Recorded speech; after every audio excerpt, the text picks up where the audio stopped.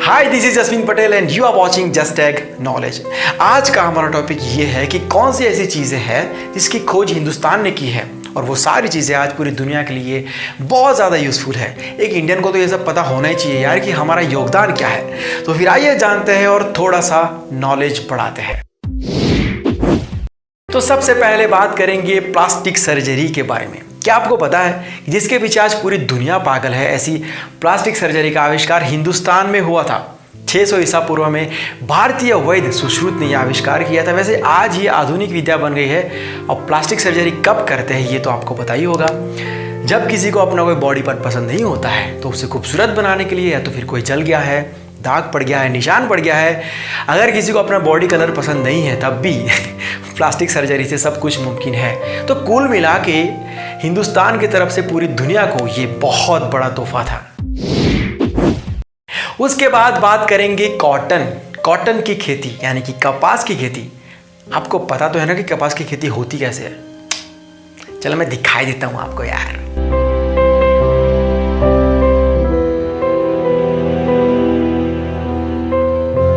तो ये थी कॉटन की खेती, यानी कि कपास की खेती, जिसकी शुरुआत हिंदुस्तान ने की थी। ये कॉटन को रिफाइन करने के बाद उसमें से बहुत सारी चीज़ें बनती है, कपड़े भी बनते हैं। इससे पहले लोग जानवरों की खाल में से बाल निकाल के सब बनाते थे। जब से हिंदुस्तान ने ये खेती शुरू की है उसके बाद पूरी दुनिया ने इसे अपनाया है। आज पूरी दुनिया में जितने भी कपड़े बनते हैं उसमें से ज़्यादातर कपड़े यही कॉटन में से बनते हैं जो खेत में होता है। उसके बाद है शैम्पू। क्या बात कर रहे हो, शैम्पू भी हमने ही? ये मेरा रिएक्शन था जब मुझे पता चला था कि शैम्पू हिंदुस्तान ने बनाया है।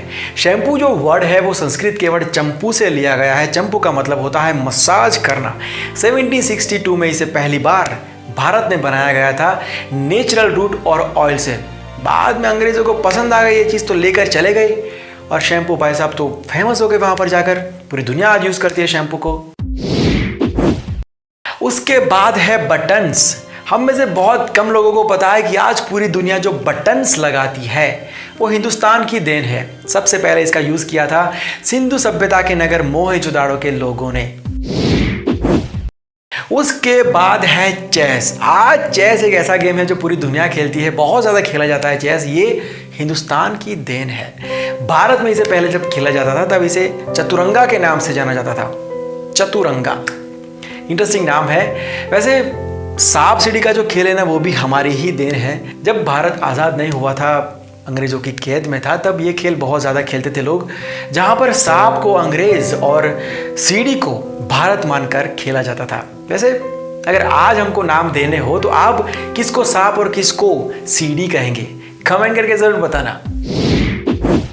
उसके बाद है इंक यानी कि शाही।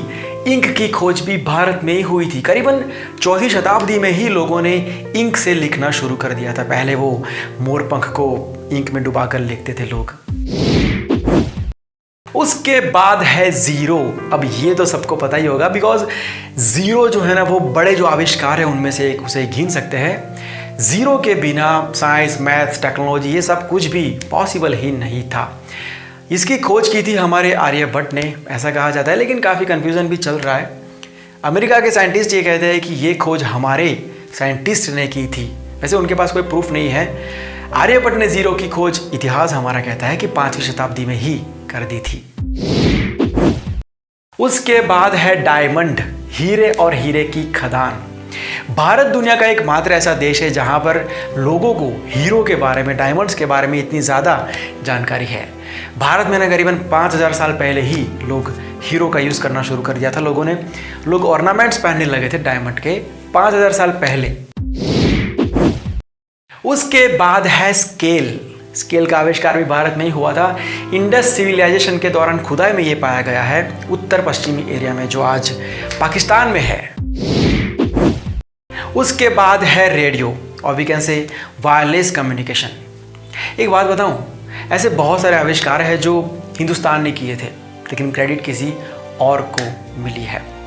1909 में मार्कोनी को वायरलेस टेलीपैथी में उनके योगदान के लिए उनको सम्मानित किया गया था, जबकि उनसे 14 साल पहले हमारे देश के साइंटिस्ट जगदीश चंद्र बोस ने यह आविष्कार कर लिया था। जैसे एरोप्लेन की बात ले लो, ऐसे बहुत सारे आविष्कार हैं। अगर आपको ऐसा कोई आविष्कार पता हो जो हिंदुस्तान ने किया हो लेकिन नाम किसी और का लिया जा रहा है तो हमको कमेंट करके ज़रूर बताना। तो बस आज की बातें यही तक रखते हैं। अगर आप मुझसे डायरेक्ट जुड़ना चाहते हो तो ये व्हाट्सएप नंबर है, यहाँ पर आप मुझे मैसेज कर सकते हो, मेरे साथ डायरेक्ट बात कर सकते हो। मेरी जो भी अपडेट्स रहेगी, मेरी दूसरे चैनल्स की भी जो वीडियो है उनकी डायरेक्ट अपडेट आपको यहाँ पर मिलती रहेगी। और ये मेरा इंस्टाग्राम आईडी है, यहाँ पर भी आप मुझसे जुड़ सकते हो। तो चलिए फिर मिलते हैं बहुत जल्द एक नए वीडियो के साथ, एक नए नॉलेज के साथ।